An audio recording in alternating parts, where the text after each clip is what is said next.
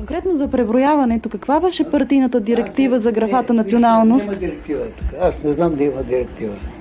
Има административно разпореждане за преброяване. И това е цялата истина. Нямаше ли директива какво да се записва от преброителите в графа националност? Аз не знам такава директива. Не знам такава директива. През мен не е минала.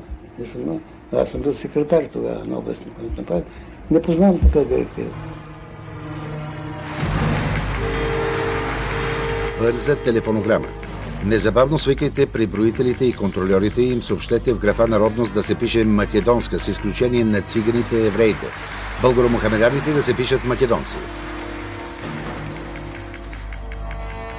Щом като един белогвардеец, учител също в гимназията Самос, беше принуден да се пише македонец.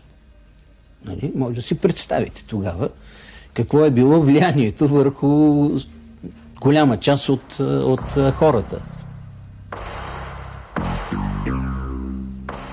Телеграма. Кметовете на околията.